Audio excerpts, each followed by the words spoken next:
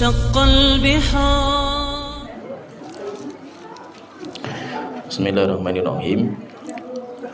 Innal hamdalillah nahmaduhu wa nasta'inuhu wa nastaghfiruh wa na'udzu billahi min shururi anfusina wa min sayyiati a'malina may yahdihillahu fala mudhillalah wa may yudlil fala hadiyalah wa asyhadu an la ilaha illallah wahdahu la syarikalah wa asyhadu anna Muhammadan abduhu wa rasuluh amma ba'du. Kita melanjutkan kitab Ushulus Sunnah, pondasi akidah Ahlus Sunnah wal Jamaah. Dan kita masuk di pembahasan yang baru tentang ketaatan tunduk patuh kepada pemimpin kaum muslimin. Dan nanti Imam Ahmad bin Hanbal beliau membagi atau membahas panjang pembahasan tentang tunduk patuh kepada pemimpin, sehingga nanti akan kita sebutkan berkala. Kita masuk di poin yang ke-28.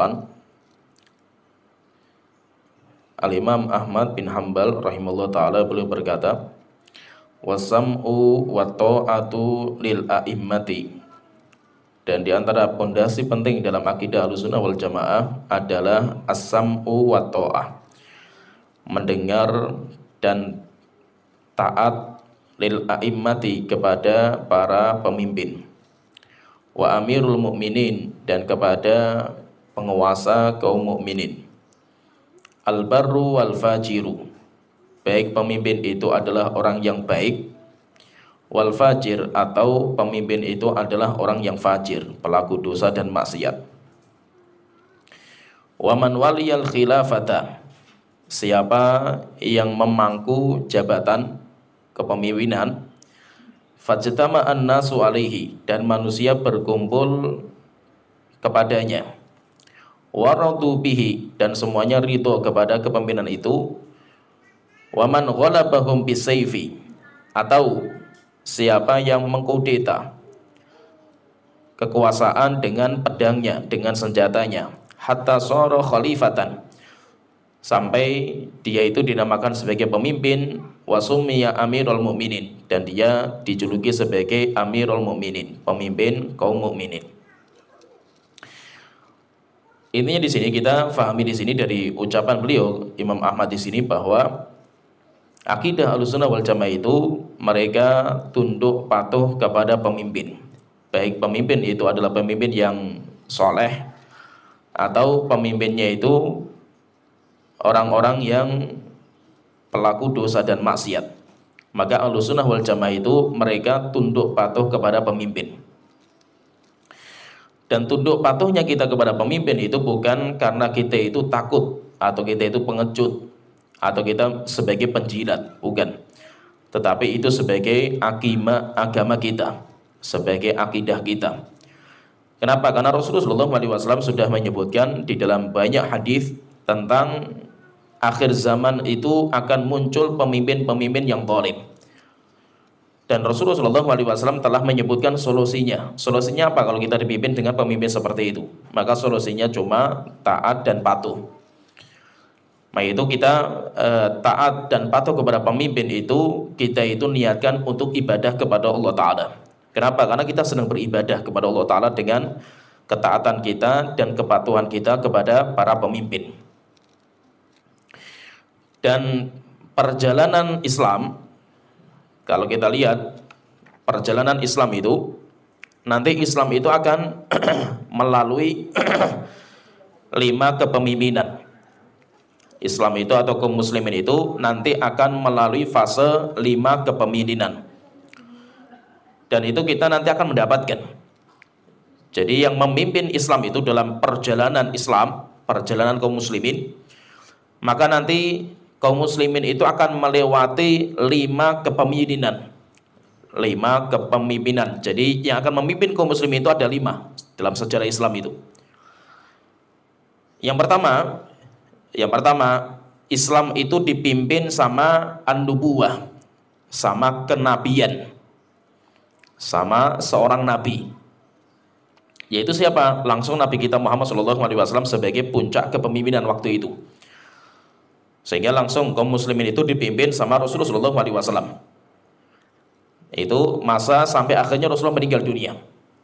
Sampai Rasulullah meninggal dunia, setelah itu kepemimpinan yang pertama sudah selesai, yaitu dengan wafatnya Rasulullah SAW. Kemudian yang kedua, kaum muslimin itu akan dipimpin dengan khilafah ala minhaj nubuwah. Khalifah di atas metodenya Nabi, yaitu keadilan, kejujuran. Sehingga mereka nanti dinamakan dengan khulafaur rasyidin. Dinamakan dengan khulafaur rasyidin, dan lamanya khulafaur rasyidin itu lamanya 30 tahun setelah wafatnya Rasulullah SAW. Sampai Rasulullah SAW beliau mengatakan al-khilafatu ba'di 30 sanatan. Khilafah setelah saya lamanya 30 tahun. Dan Rasulullah mengisyaratkan seperti itu, Rasul itu masih hidup. Rasulullah sudah mengabarkan bahwa khilafah itu nanti lamanya 30 tahun. Kalau dihitung-hitung, sabdanya Rasulullah SAW yang menyebutkan 30 tahun itu genap dengan kepemimpinan Hasan bin Ali. Jadi Abu Bakar, kemudian digabung dengan masanya Umar, kemudian Utsman, kemudian Ali, sampai Ali terbunuh. Sampai Ali terbunuh itu dengan wafatnya Rasulullah sampai wafatnya Ali, terbunuhnya Ali itu pas 29 lebih 6 bulan. 29 lebih 6 bulan. Nanti Ali bin Abi Thalib ketika meninggal dunia diganti sama putranya, namanya Hasan bin Ali. Tapi Hasan bin Ali setelah 6 bulan menjadi pemimpin, dia menyerahkan kekuasaannya kepada Muawiyah. Diberikan kekuasaannya kepada Muawiyah. Akhirnya kaum muslimin dipimpin sama satu pemimpin, yaitu Muawiyah. Nah, tahun ketika Hasan bin Ali menyerahkan kekuasaan kepada Muawiyah dinamakan dengan Amul Jamaah, tahun persatuan Islam. Karena zamannya Utsman terjadi perpecahan sampai akhirnya Utsman terbunuh, dan yang membunuh kaum muslimin. Setelah itu nanti zaman Ali terjadi peperangan. Perang Jamal, kemudian perang Siffin, kemudian perang Nahrawan, itu zamannya Ali. Setelah itu menjadi dua kepemimpinan, Ali pemimpin, Muawiyah juga menjadi pemimpin. Sehingga pemimpin Islam itu dua waktu itu. Setelah itu ketika Ali meninggal dunia diganti dengan Hasan, dan Hasan 6 bulan memberikan kekuasaannya kepada Muawiyah, dinamakan dengan tahun persatuan kaum muslimin, pas genap 30 tahun. Pas genap 30 tahun, sehingga khilafah yang dinamakan dengan khalifah itu termasuk Hasan bin Ali. Cuma kenapa kok Hasan bin Ali jarang disebut sebagai khalifah? Karena sangat singkat, menjadi pemimpin cuma 6 bulan. Akhirnya dimasukkan dalam kepemimpinan bapaknya, yaitu Ali bin Abi Thalib. Dan Rasulullah itu juga pernah ketika itu beliau masih hidup, beliau itu ketika di atas mimbar ceramah, ada Hasan bin Ali di situ. Setelah itu Rasulullah itu mengatakan, inna bni hadza sayyid, putraku ini, yaitu cucuku ini, itu akan menjadi pemimpin. La'allallah ayyusliha bihi baina ta'ifataini azimataini minal muslimin. Semoga anakku ini, yaitu Hasan, nanti bisa menyatukan dua pasukan besar kaum muslimin yang bertikai. Dua pasukan kaum muslimin yang bertikai, yaitu pasukannya Ali dengan pasukannya Muawiyah. Nanti disatukan sama siapa? Sama Hasan, ketika Hasan menyerahkan kekuasaannya kepada Muawiyah. Sehingga terbukti, semua sabdanya Rasulullah terbukti. Sehingga khilafah atau khalifah, namanya khalifah itu cuma 30 tahun. Setelah itu nanti berganti kepada zamannya Muawiyah, yaitu berarti zaman yang ketiga. Jadi yang pertama tadi kenabian, sampai Nabi kita Muhammad SAW meninggal dunia. Setelah itu 30 tahun berikutnya dipimpin sama khalifah. Kemudian yang ketiga, fase yang ketiga, nanti kaum muslimin dipimpin sama raja-raja yang masih berpegang kepada agama. Raja-raja yaitu mereka itu yang memimpin kaum muslimin tetapi mereka masih kuat memegang agama. Raja pertama kali siapa? Muawiyah.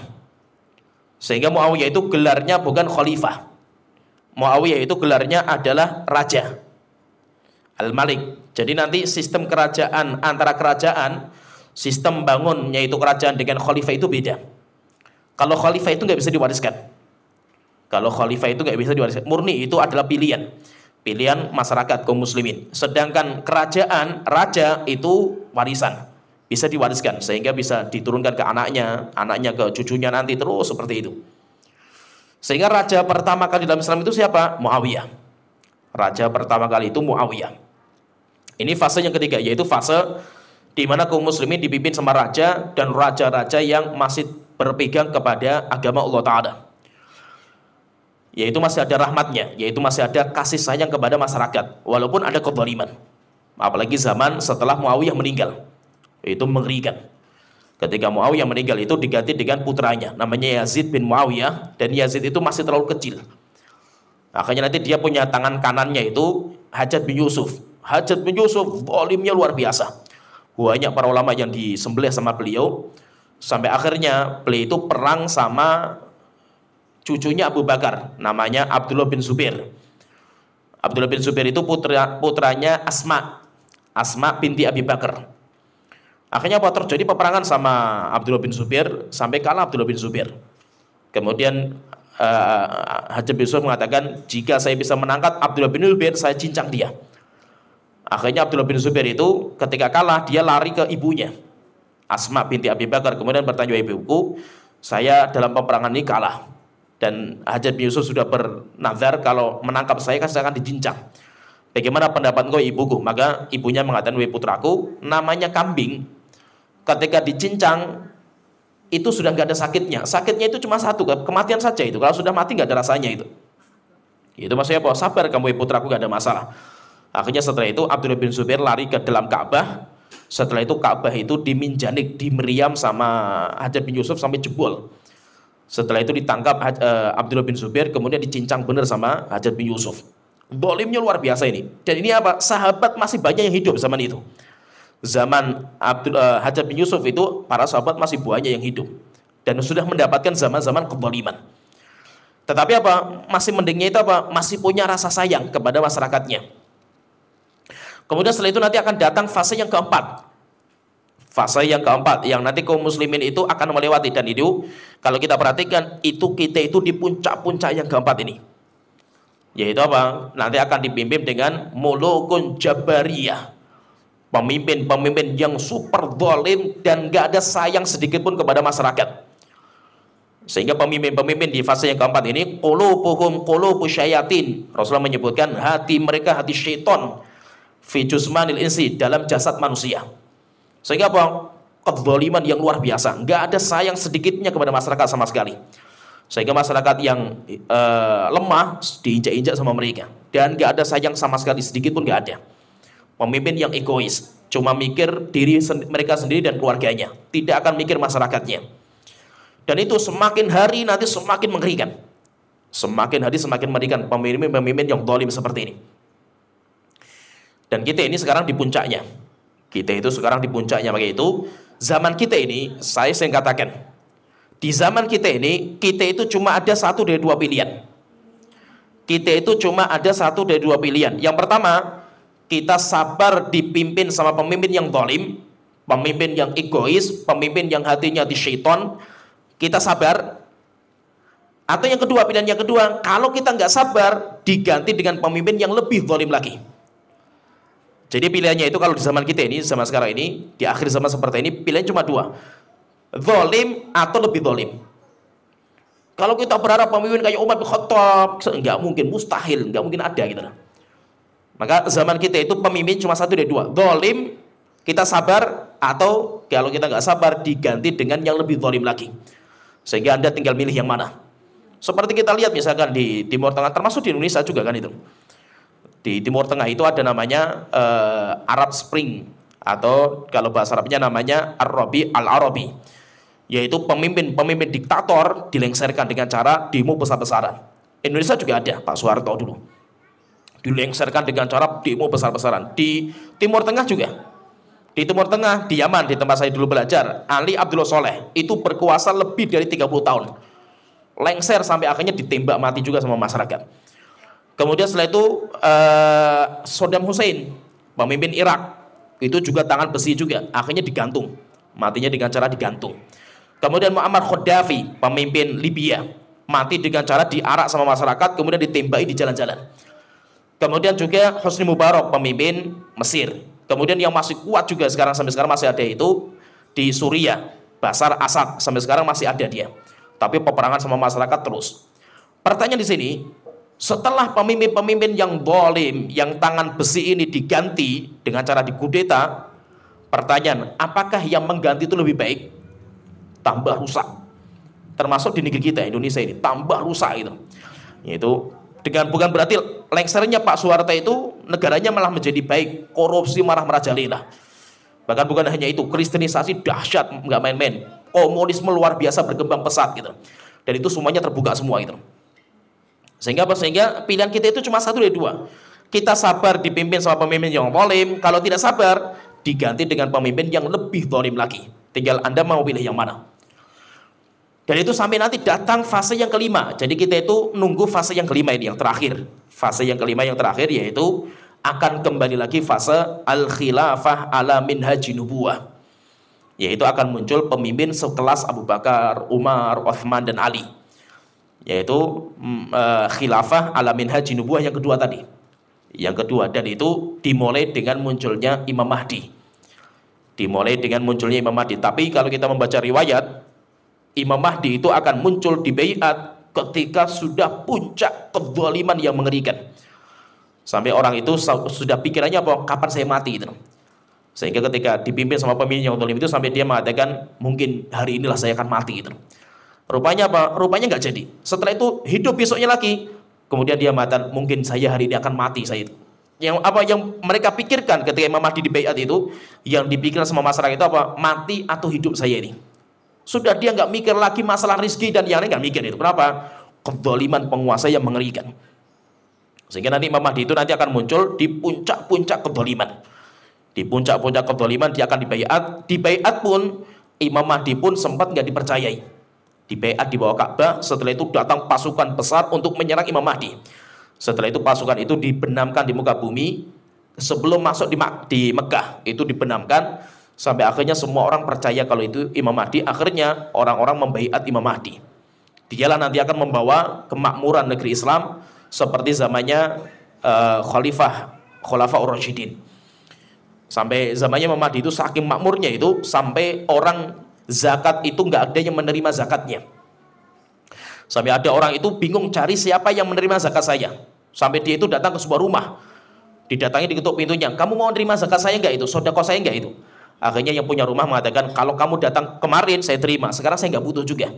Sehingga pada zaman Imam Mahdi itu semuanya pengen sodakoh, tapi nggak ada orang yang menerima sodakoh. Sampai Rasulullah mengatakan segeralah bersodakoh, mumpung masih ada yang menerima gitu. Akan datang nanti zaman di mana tidak ada orang yang menerima sodakoh. Semuanya bingung mau dibawa kemana sodakohnya itu. Saking apa? Saking makmurnya. Nanti ketika zamannya Imam Mahdi. Jadi intinya kita sekarang, zaman kita ini sekarang di fase yang keempat. Dan kita sudah di puncak-puncaknya fase yang keempat. Tinggal kita menunggu di baiatnya Imam Mahdi. Dan kalau kita lihat tanda-tandanya itu sudah sangat kelihatan. Tetapi kita nggak berani memvonis tentang kapannya secara pasti. Ini kan masalah yang gaib. Kalau ada ustadz-ustadz yang berani memvonis tanggal sekian, ini sekian, yang lainnya itu semuanya terlalu sembrono bicara masalah-masalah yang gaib. Karena dalilnya nggak ada. Cuma kita kalau melihat tanda-tandanya itu kelihatan jelas sekali. Tanda-tandanya kalau Imam Mahdi itu sudah dekat sekali mau dibaiat, itu sudah kelihatan sekali. Nah, jadi intinya di sini kita pahami bahwa kita itu sudah dikabari sama Rasulullah akan muncul pemimpin-pemimpin yang zalim. Bahkan kalau kata Rasulullah itu mengatakan ketika Rasulullah itu menyampaikan sebuah nasihat yang sangat mendalam sekali. Sampai kata Irbad bin Sariyah itu mengatakan sampai air mata kita itu bercucuran, gak kuat mendengar ceramahnya Rasulullah. Sampai hati kita semuanya bergetar. Kenapa? Karena nasihat yang mendalamnya Rasulullah itu. Sampai akhirnya kami mengatakan, ya Rasulullah, kok seakan-akan ini wasiat terakhir, yaitu wasiat perpisahan, aku akan meninggal. Maka ya Rasulullah, tolong berikan wasiat kepada kita. Maka Rasulullah mengatakan, saya berikan wasiat kepada kalian dua. Yang pertama, usikum bitaqwallah, saya wasiatkan kalian itu bertakwa kepada Allah Ta'ala. Yang kedua, wasam'i wa ta'ah, tunduk patuh kepada pemimpin. Setelah apa kata Rasulullah? Rasulullah mengatakan, wa in ta'ammara 'alaikum 'abdun habasyun. Walaupun yang menjadi pemimpin itu budak dari Habasyah yang rambutnya keriting. Coba kita lihat gambaran Rasulullah itu. Budak itu hanya kayak boneka. Budak itu seperti wayang. Budak itu dia nggak punya apa-apa itu. Kenapa? Karena dia punya tuan. Dia itu punya tuan. Sehingga yang punya budak itu siapa? Tuannya. Budak itu kayak binatang. Jadi budak itu kayak binatang, bisa dijual belikan. Budak itu kan bisa dijual belikan, bisa diwariskan. Kalaupun toh pemimpin kita itu karakternya kayak budak, yaitu budak itu apa? Boneka. Di mana ada yang mengaturnya di belakang dia itu. Yaitu ada tuannya itu. Ada kayak wayang yang ada dalangnya lah itu. Maka tetap Rasulullah mengatakan tunduk dan patuh. Tunduk dan patuh. Kenapa? Karena Rasulullah itu mengatakan seperti itu. Untuk apa? Untuk menyelamatkan sebuah negara. Tidak ada negara itu bisa baik kalau tidak ada masyarakat itu menjalankan haknya pemimpin, pemimpin itu juga menjalankan haknya masyarakat. Jadi walaupun tingkatan pemimpin kita itu boneka, ya kita tahulah di negeri kita juga kayak apa gitu. Walaupun kita itu punya pemimpin, bukan dia yang punya kekuasaan, yang punya siapa? Ya orang belakangnya semua lah gitu. Sehingga hanya kayak pion-pion saja lah itu, kayak pion-pion saja. Yang di belakangnya itu ada dalang-dalang yang mengaturnya itu. Terus bagaimana sikap kita? Sikap kita ya tunduk patuh. Dan Rasulullah sudah, apa yang disebut sama Rasul itu semua terbukti semua itu. Ada semua gitu. Gambarannya itu ada semua itu. Bukan berarti Rasul itu hanya, Nabi Muhammad itu bukan seperti seorang pengkisah. Yang hanya bisa menceritakan cerita-cerita yang akan terjadi. Rasul itu kayak seorang dokter. Seorang dokter yang bisa menggambarkan penyakit. Dan seorang dokter yang bisa memberikan resep obatnya. Bagaimana kita itu bisa selamat dari penyakit itu. Sehingga Rasulullah mengatakan kalau pemimpin kalian seperti itu, tetap kalian itu tunduk patuh kepada pemimpin. Maka itu fahami di sini. Kita tunduk patuh kepada pemimpin kita, walaupun pemimpin kita itu kayak istilahnya kayak wayang yang digerakkan sama dalangnya, atau boneka yang digerakkan sama pemiliknya, atau budak yang dimiliki sama tuannya. Tetap kita itu tunduk patuh. Kenapa? Karena Rasulullah yang memerintahkan. Fahami di sini. Bukan karena kita itu pengecut. Bukan karena kita itu penakut, bukan karena kita itu penjilat penguasa, bukan. Ini bukan bicara masalah itu. Ini bicara masalah agama kita. Kita misalkan kita dakwah nggak pernah dibayar sama pemerintah, dan kita nggak pernah menjilat-jilat kepada pemerintah, tapi kita alhamdulillah tunduk patuh kepada pemerintah. Kenapa? Karena itu agama kita gitu. Itu agama kita. Bukan karena kita itu tunduk patuh kepada pemerintah itu karena kita cinta akan dunia mereka, sama sekali tidak. Hidayah yang kita miliki lebih mahal daripada harta yang dimiliki sama pemerintah. Kita nggak butuh mereka. Cuma kita itu tunduk patuh kepada mereka karena itu perintah Allah dan Rasulnya kepada kita. Sehingga kita itu sedang beribadah. Kita itu sedang beribadah dengan tunduk patuhnya kita kepada pemerintah. Ini fahami ini. Bukan karena kita itu punya motif lain, atau kita punya embel-embel, atau kita itu kayak bermuka dua. Bukan. Karena apa? Karena kita itu sedang ibadah kepada Allah Ta'ala dengan tunduk patuh kepada mereka. Para sahabat mendapatkan pemimpin-pemimpin yang zalim seperti tadi Hajjaj bin Yusuf. Demikian juga ulama-ulama kita juga mendapatkan. Terus apa sikap mereka? Mereka orang yang paling tidak takut dunia, mereka itu para sahabat itu.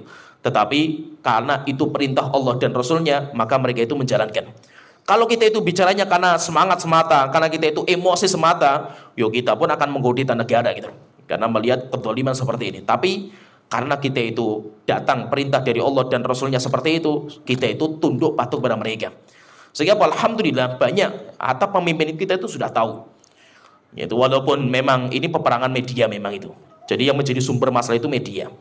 Seakan-akan kalau digambarkan laki-laki yang cingkrang, jenggotan, perempuan yang cadaran, itu ciri-ciri terorisme.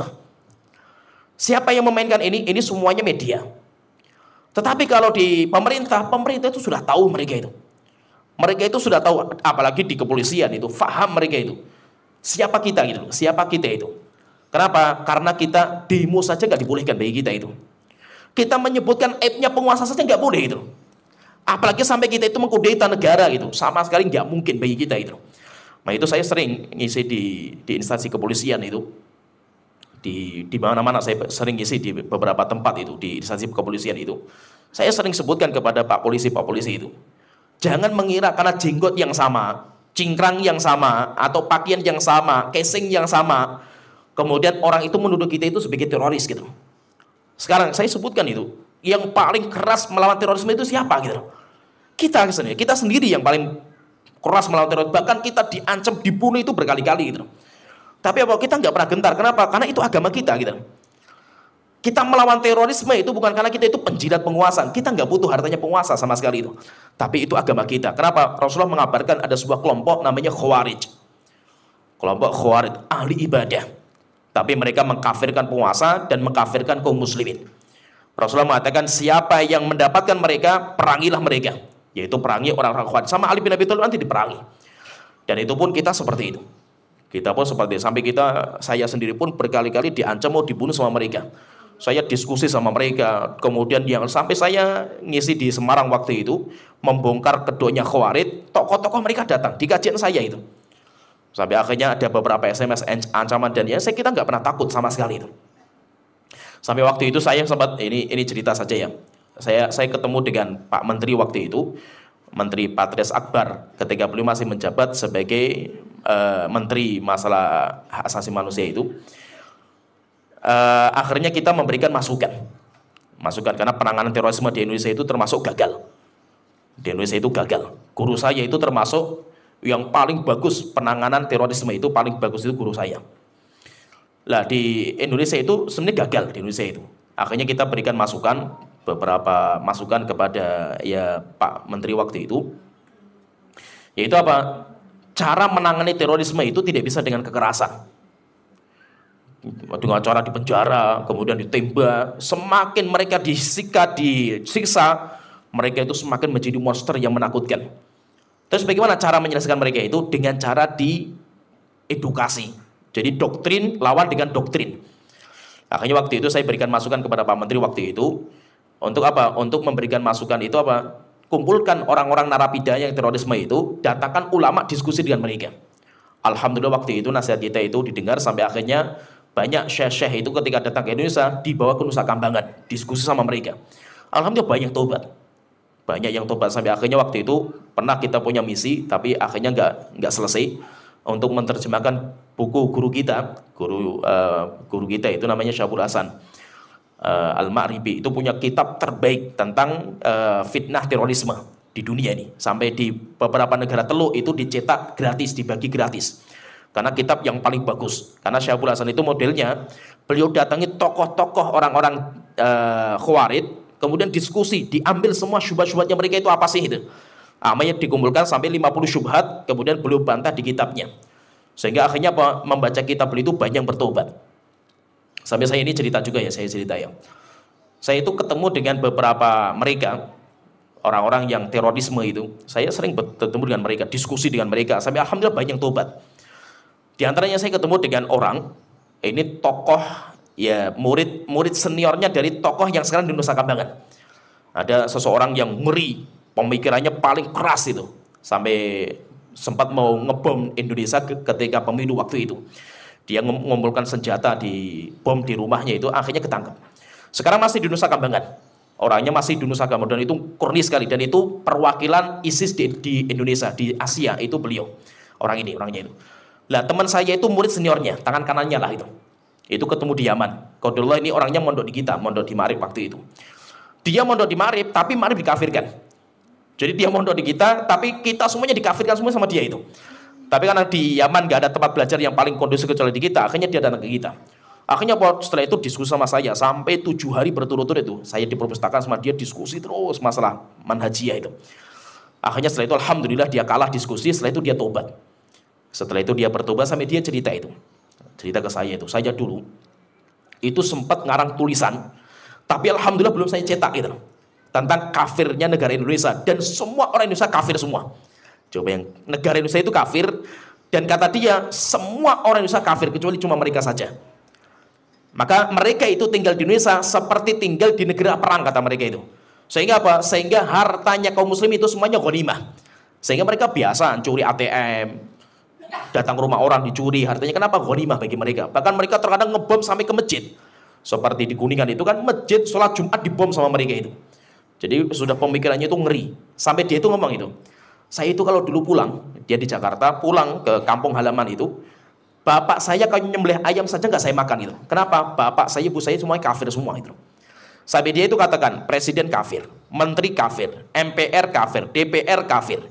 wali kota kafir, bupati kafir, RT kafir, RW kafir, lurah kafir, masyarakat kafir, semuanya kafir kata mereka itu. Sehingga pada semua masyarakat itu halal darahnya semua gitu. Sehingga wajib mereka itu kalau membunuh itu ya semua, hatta ibunya sendiri pun dibunuh sama mereka itu. Dan mereka biasa seperti itu, ngeri. Pemikirannya itu saya pun kaget juga itu, pemikiran seperti ini itu. Alhamdulillah beliau tobat setelah itu. Sehingga kita itu biasa diskusi sama mereka itu sudah biasa gitu itu. Sampai kita diancam dan yang lain itu biasa. Sehingga apa? Kita itu yang paling keras melawan terorisme. Cuma karena casingnya sama, ini yang jadi masalah itu. Akhirnya malah kita yang dicap teroris sama masyarakat tuh, repot lagi kan itu. Kita yang mati-matian melawan mereka, malah kita di masyarakat dicap sebagai teroris karena casingnya sama, jenggotan, cadaran dan yang lainnya itu. Dan itu apa? Permainan media. Sehingga media itu memang kurang ajar media itu. Kenapa? Karena media itu musuh-musuh Islam.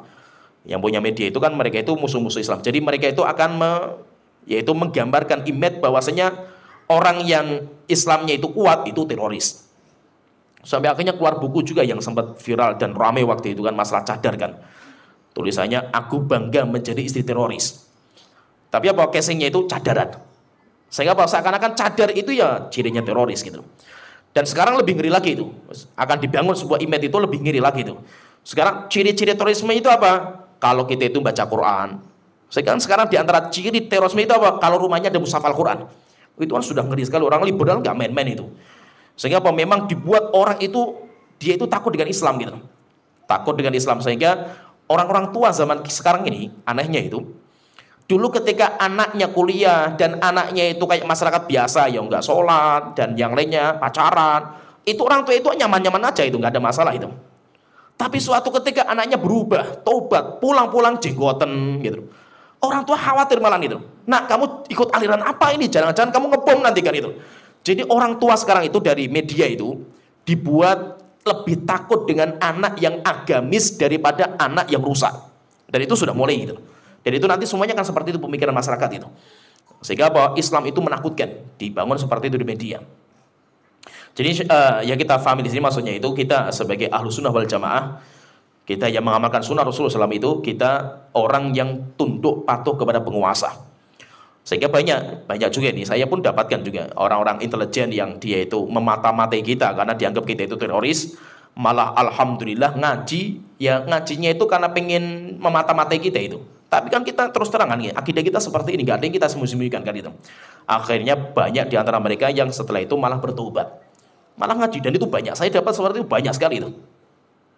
Kenapa? Karena kita punya akidah, walaupun kita itu dicap teroris di masyarakat, itu kan urusan mereka kan itu. Tetapi alhamdulillah kita bukan teroris. Kita orang yang tunduk patuh kepada penguasa. Bahkan kita demo saja kita nggak ikut-ikutan. Bahkan kita katakan demo saja hukumnya diharamkan. Apalagi sampai kita mengkudeta negara, hukumnya haram dengan kesepakatan para ulama, nggak ada khilaf dalam masalah ini. Yaitu tentang masalah mengkudeta negara. Nah, jadi kita sebagai seorang muslim itu kita harus mengetahui bahwa pemimpin itu mendapatkan hak yang harus ditunaikan sama masyarakat. Kita sebagai masyarakat harus menunaikan haknya pemimpin. Kita harus menunaikan haknya pemimpin. Terus haknya pemimpin itu apa? Jadi nanti pahami ya. Jadi ada pemimpin, ada masyarakat. Masyarakat punya hak yang wajib ditunaikan sama masyarakat. Masyarakat juga punya hak yang wajib ditunaikan sama pemimpin. Jadi kita itu punya hak masing-masing. Terus apa haknya penguasa yang harus kita tunaikan sebagai masyarakat? Kita sebagai masyarakat itu harus menunaikan kepada pemimpin itu haknya apa itu? Maka nanti ada sekitar 6 hak yang wajib kita tunaikan kepada penguasa.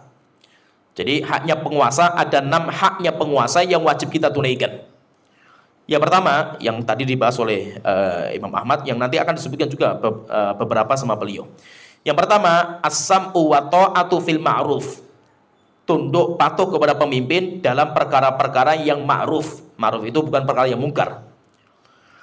Kalau sampai perintahnya penguasa itu ada kemungkaran, perintahnya itu ada yang mungkar atau dosa, maka tidak boleh kita taat dalam dosa itu. Tetapi tidak boleh kita juga harus memberontak kepada penguasa. Kita taat kepada penguasa selama perintah penguasa itu tidak dosa dan maksiat. Oleh itu Allah Ta'ala berfirman dalam surat An-Nisa ayat 58, ya ayyuhalladzina amanu atiiullah wa atiiur rasul wa ulil amri minkum. Wahai orang-orang yang beriman, taatlah kepada Allah, taatlah kepada Rasul dan ulil amri di antara kalian. Nah di sini kalau kita pahami, coba kita pahami ya. Kita diperintahkan untuk taat kepada tiga. Yang pertama taat kepada Allah, yang kedua taat kepada Rasul, yang ketiga taat kepada ulil amri. Ulil amri itu siapa? Ulil amri itu ada dua. Ulil amri, namanya ulil amri itu ada dua. Yang pertama, ulil amri fiddin, orang yang mengurusi urusan agama kita. Orang yang mengurusi agama kita. Siapa itu? Ulama. Jadi ulama itu termasuk ulil amri, tapi urusan agama. Kemudian yang kedua, ulil amri fid dunya. Ulil amri itu artinya orang yang mengurusi urusan kita. Itu namanya ulil amri. Orang yang mengurusi urusan dunia kita. Siapa itu? Pemerintah.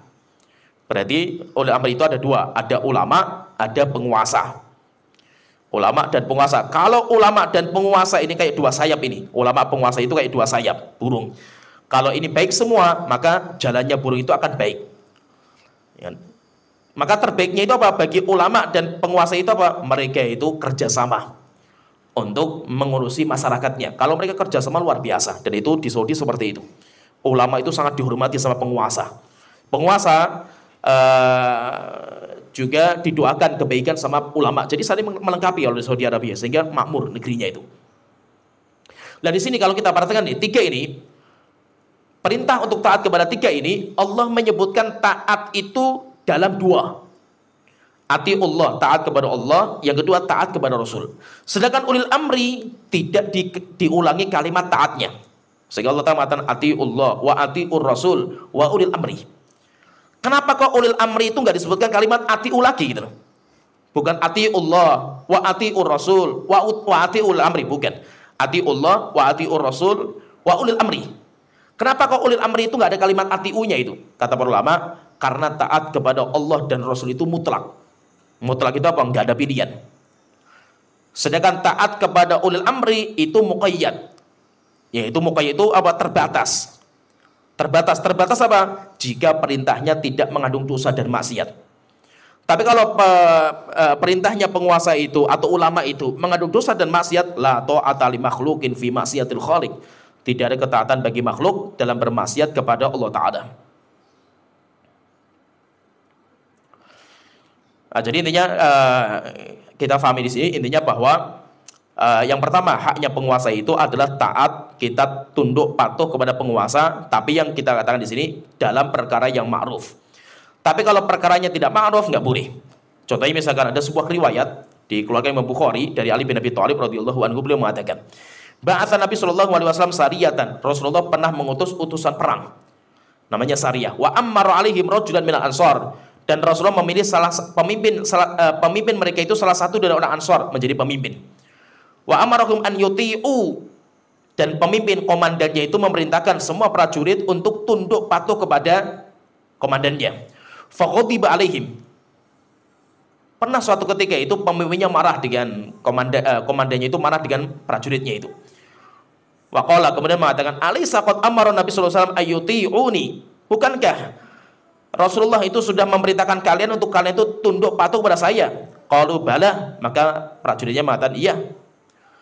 Qala, maka pemimpin itu komandannya ingin menguji. Qad azimtu alaikum lama jama'tum hataban. Kalau kalian mau tunduk sama saya uji kalian. Saya kumpulkan kayu bakar, kemudian saya bakar, kemudian saya nyalakan api, kalian tak suruh masuk dalam api itu. Ya, supaya apa? Saya ingin uji kalian itu taat sama saya enggak itu. Akhirnya prajuritnya bingung ini. Mau mentaati pemimpin, tapi kalau saya masuk dalam api, saya mati kan itu. Akhirnya bingung.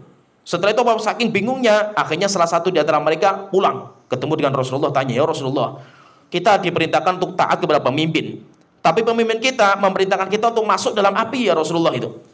Terus bagaimana ya Rasulullah? Maka Rasulullah mengatakan, lau dakhaluha ma kharaju minha abadan.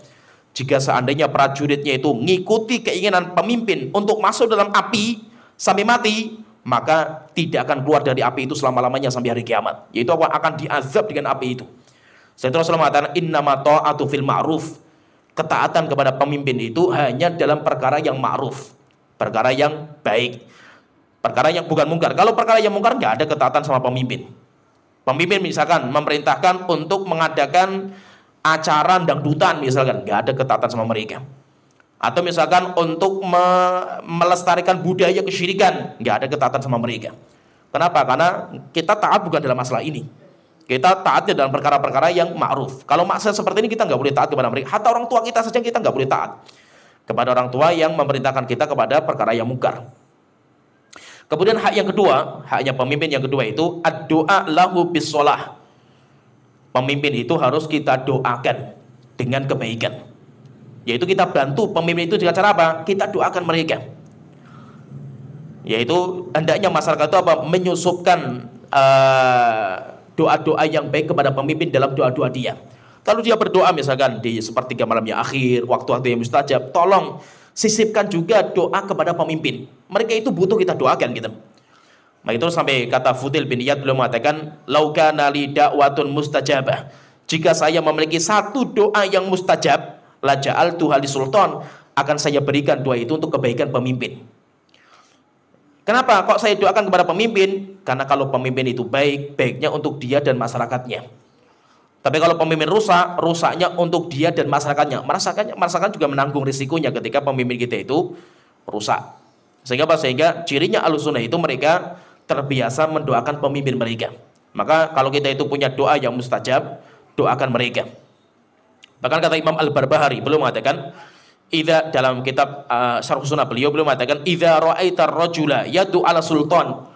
Kalau kamu melihat ada orang mendoakan kejelekan kepada pemimpin, doa kejelekan bukan doa kebaikan.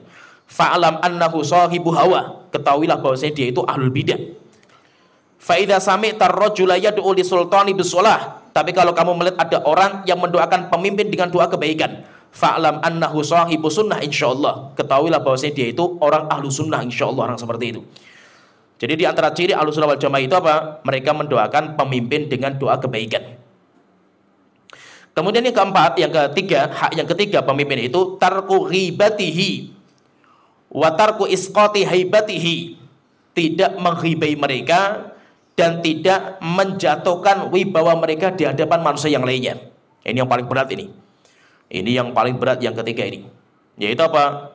Kita itu jangan menghibai mereka. Ghibah kepada masyarakat, orang muslim biasa masyarakat, itu hukumnya haram. Apalagi yang kita ghibai itu pemimpin. Nah itu Allah Ta'ala mengatakan, ya ayyuhalladzina amanu jtanibu katsiran minadh-dhon. Wahai orang yang beriman, jauhkan diri kalian dari prasangka dan praduga. Inna ba'dadh-dhoni itsmun, karena sebagian prasangka itu dosa. Wala tajassasu, dan kalian jangan tajassus, mata-matai orang. Wala yaghtab ba'dukum ba'dha, dan jangan saling menghibai di antara kalian.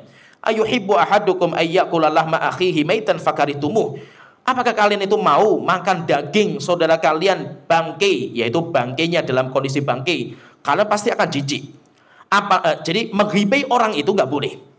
Menghibai orang muslim nggak boleh. Apalagi yang dihibai itu ulil amri. Siapa yang ulil amri itu? Dua kan ulil amri itu. Ulama atau yang dihibai itu adalah penguasa. Itu dosanya lebih parah.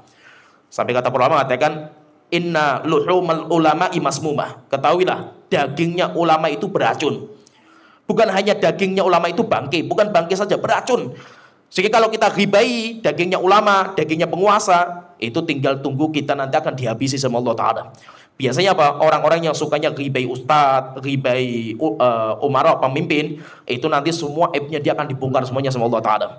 Itu tinggal tunggu lagi, nanti waktunya nanti Allah akan bongkar semua aibnya itu. Semua kita itu kan punya aib kan gitu.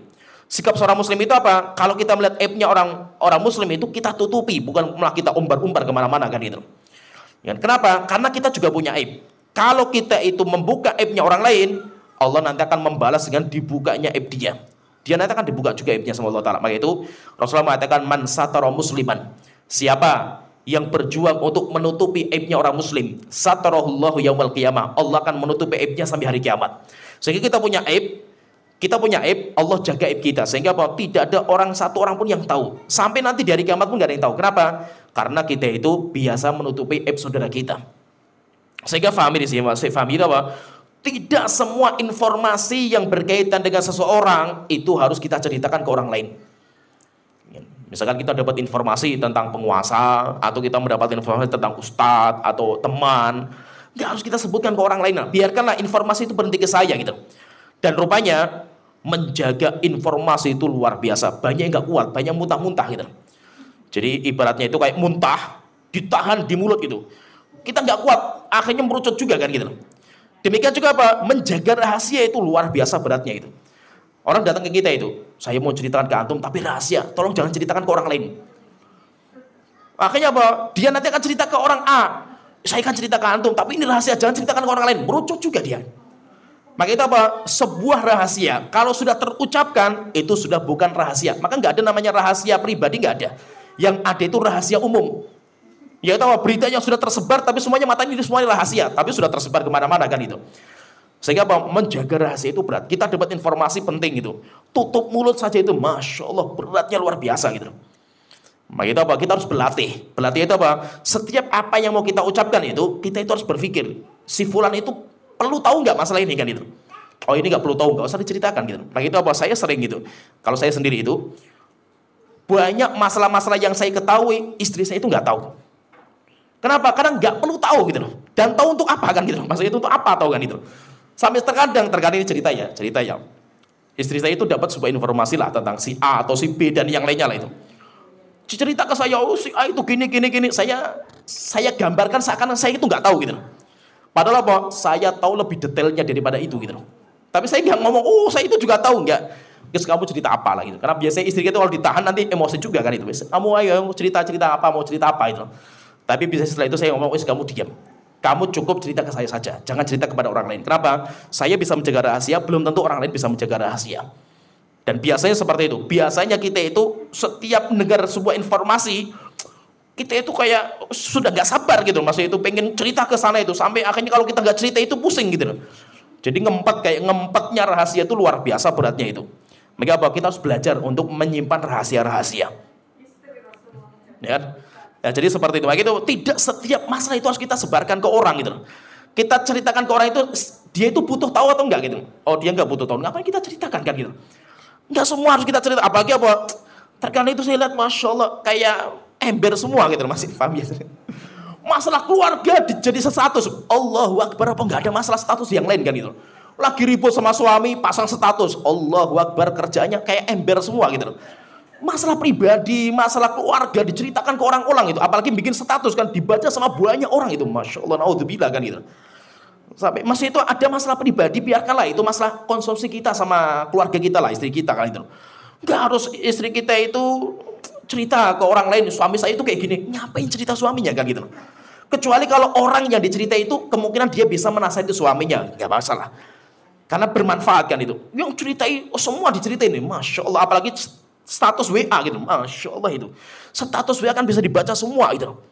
Terkadang apa? Curhatnya di Facebook lagi itu, masya Allah itu. Masalah keluarga curhatnya di Facebook. Oh suami saya itu kayak gini. Allahu Akbar kan gitu. Masih diumbar semua aibnya gitu. Aib keluarga itu diumbar sendiri sama dia itu. Jadi hati-hati. Apalagi masih itu informasi yang berkaitan dengan puasa, apalagi dengan seorang ustadz, itu harus kita tutup. Baik di antara adab, ya difahami ya. Di antara adab kalau kita itu ngaji, belajar sama ustadz itu disebutkan sama Imam Nawawi itu. Dan itu sekarang sudah hilang adab ini. Sekarang itu sudah hilang. Yaitu apa? Kalau kita itu ngaji sama seorang ustadz, yang kita itu alhamdulillah dapat banyak ilmu lah dari ustadz itu. Tapi apa? Ustadz itu bukan malaikat. Dia punya banyak sekali aib. Kenapa? Dia manusia biasa. Bukan berarti ustadz yang kita idolakan itu dia nggak punya aib. Banyak sekali aib-aib yang dia miliki. Gitu. Tapi apa kita berdoanya sama Allah Ta'ala itu? Jadi ada sebuah doa. Itu adab dalam belajar. Disebutkan sama Imam Nawawi dan itu kalau bisa kita praktekkan. Yaitu apa doanya itu? Allahumma stur aurata muallimi anni. Tuhanku, tolong tutupi aib guru saya di mata saya. Wala tahrimni barokata ilmi. Jangan sekali-kali saya itu terhalangi untuk mendapatkan ilmunya karena saya tahu aibnya gitu. Faham ya mas doanya itu ya? Kalau saya itu tahu aibnya orang, saya kan sudah nggak simpatik lagi kan sama orang itu. Sudah nggak respect lagi lah sama orang itu kan gitu. Kalau sudah nggak simpatik, apalagi saya ngaji, malas sekali saya ngaji. Kenapa? Karena saya nggak simpatik lagi kan gitu. Ya, jadi masa itu apa? Kalau kita berdoa itu, kita doa Tuhanku, tolong aibnya guru saya itu ditutupi dari mata saya. Jangan saya melihat lah itu. Supaya apa? Supaya saya itu ngaji itu bisa ngambil ilmunya gitu. Kalau saya itu ngaji cuma bicarakan aibnya, hilang semua ilmu saya kan gitu. Jadi kalau aibnya itu sampai yang dibongkar aibnya itu ghibahnya sama penguasa, ulil amrillah atau ulama itu lebih parah lagi dosanya itu nggak main-main itu. Sehingga ini yang paling berat. Yang ketiga ini paling berat yaitu apa? Tidak menghibai penguasa Demikian juga tidak menjatuhkan wibawanya di hadapan manusia yang lainnya. Dan itu paling berat bagi kita, itu paling berat nanti yang ini. Kemudian yang keempat, hak yang keempat penguasa itu nasihatuhu. Kita berjuang untuk memberikan nasihat kepada mereka kalau kita punya jalan.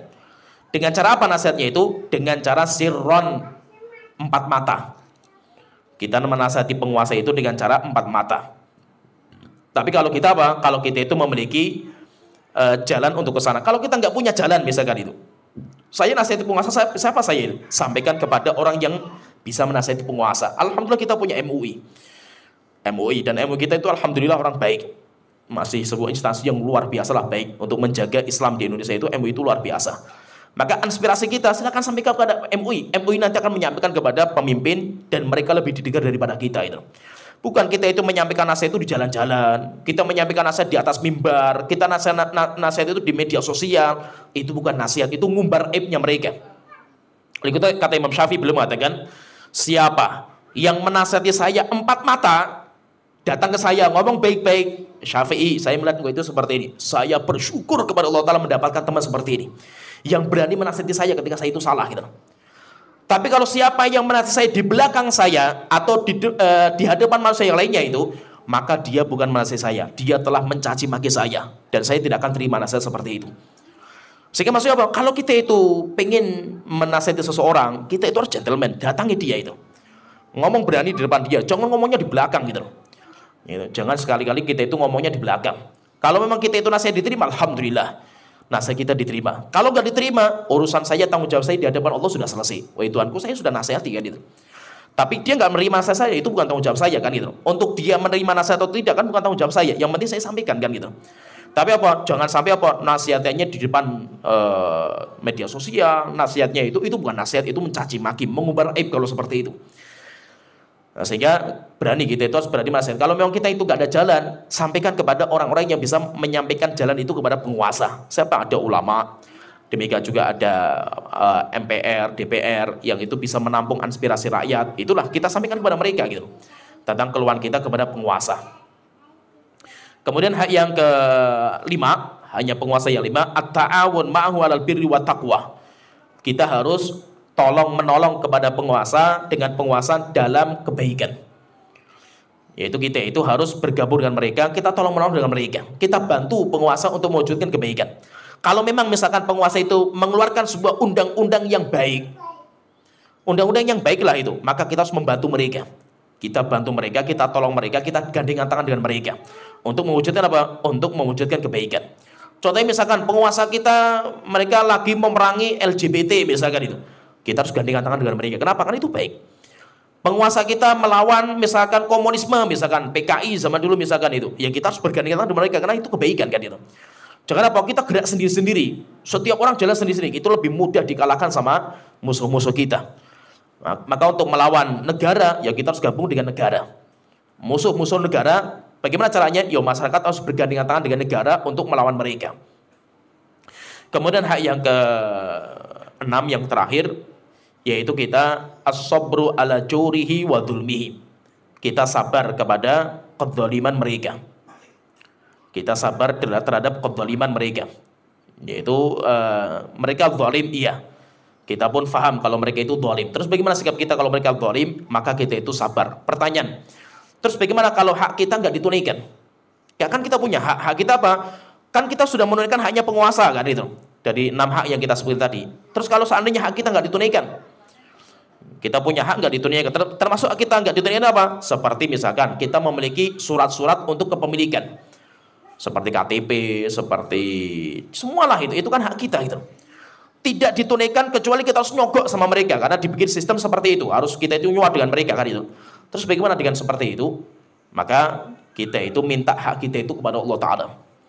Kalau hak kita dirampas sama penguasa, bukan kita itu menagih kepada penguasa, tetapi kita itu menagihnya kepada Allah Ta'ala dalam doa-doa kita, supaya Allah membukakan hatinya penguasa, supaya penguasa bisa memberikan hak kita. Nah, jadi seperti itu. Pertanyaan, lah kalau kita sampai tingkatan harus menyuap, boleh nggak nyuap itu? Maka kata para ulama, suap hukum asalnya haram. Kecuali jika memang hak kita nggak bisa ditunaikan kecuali dengan cara itu gitu. Contohnya misalkan sebuah apalah, kita punya hak kepemilikan motor, kepemilikan mobil, itu kan hak kita gitu. Tapi nggak mungkin kita dapat itu kalau kita nggak bayar pajak, misalkan pajak zalim. Karena orang muslim itu dia nggak bayar pajak, orang muslim itu bayarnya zakat ya, untuk negara. Sedangkan pajak itu untuk orang kafir yang tinggal di negeri kita itu. Kan mereka nggak bayar zakat kan, mereka nggak bayar zakat, mereka bayar pajak. Kalau kita kan bayar zakat kan itu. Terus bagaimana dengan seperti ini? Ya udah kan nggak ada masalah kita bayar selama apa? Hak kita nggak akan ditunaikan kecuali dengan itu gitu. Dan yang lainnya misalkan kalau kita ngurus-ngurus apa saja, kalau nggak ada duit nggak jalan mereka itu. Kalau nggak ada duit nggak ada jalan. Mau apa saja lah, sidang di pengadilan, mau apa saja. Kalau nggak ada duit nggak jalan itu. Akhirnya ketika nggak ada duit nggak jalan, ya sudah, ini hak kita didolimi kan seperti ini kan itu. Ya akhirnya ya usah kita bayar kan gitu. Walaupun apa itu suap, hukumnya haram. Tetapi bagi kita hukumnya halal karena nggak ada cara selain itu. Bagi mereka berdosa. Karena terkadang di Indonesia itu, istilahnya orang di Indonesia itu, kalau bisa susah, kenapa dipermudah gitu? Istilahnya itu. Jadi istilahnya bukan, kalau bisa mudah, kenapa dipersusahkan itu? Bukan. Kalau bisa dipersusah, kenapa dipermudahkan gitu? Urusannya kan. Jadi urusan yang bisa dipersusah, harus susahkan gitu di Indonesia itu. Sehingga supaya apa? Supaya mereka itu bisa dapat fee lah itu. Bisa dapat sabetan dari sana, di sini. Sehingga apa? Memang sistemnya dibuat susah di Indonesia itu. Sehingga hak kita itu dipersusah gitu loh. Supaya apa? Ya supaya mereka itu bisa dapat itu gitu loh. Sehingga nanti kita lihat ya sistemnya seperti itu gitu loh. Sehingga apa? Kita kalau pengen normal, kita itu pengen resmi, nggak bisa gitu loh. Kita mau resmi itu nggak bisa gitu loh. Memang dibikin sistem nggak bisa resmi gitu loh. Nah, terus undang-undang itu apa? Ya undang-undang itu untuk dilanggar, memang dibikin untuk dilanggar. Supaya apa? Supaya mereka itu mendapatkan itu gitu loh. Dan itu hukumnya apa? Hukumnya haram. Hukumnya haram. Tapi jika memang tidak bisa ada cara kecuali itu, ya memang tidak ada kan gitu. Saya misalkan saya pernah ngurus kayak gitu ya. Saya pengen resmi, Pak, saya mau resmi lah itu. Subhanallah nggak bisa itu, nggak bisa gitu. Sampai akhirnya mereka bilang itu, Pak, nggak ada yang bisa berhasil kalau ngurus resmi itu nggak bisa gitu. Nah, terus bikin apa? Ya memang harus lewat kita itu, jalur kita itu. Ya wes gimana lagi kan itu? Nggak ada cara lagi memang itu. Kalau itu dosanya mereka, bukan dosanya kita. Seperti perizinan, seperti apa saja itu terkadang memang dibikin seperti itu gitu. Padahal itu hak kita kan itu. Hak kita yang dirampas sama penguasa. Terus sistemnya apa? Ya terkadang kalau tidak ada cara kecuali dengan cara suap, ya itu dosanya mereka. Ya sampai di sini pembahasan kita. Nanti insya Allah kita lanjut lagi tentang nanti ada pembahasan berikutnya tentang bagaimana pemimpin itu dipilih. Nah, nanti beliau menyebutkan cara pemilihan pemimpin. Terus nanti kalau dipilih dengan cara yang keliru, terus bagaimana haknya dia itu? Apakah dia tetap pemimpin atau tidak? Nanti kan kita bahas. Kita lanjutin lagi pembahasannya nih. Ya sampai di sini pembahasan kita wa akhiru da'wana alhamdulillahirabbil alamin sallallahu alaihi Muhammad wa ala alihi wa sahbihi ajmain.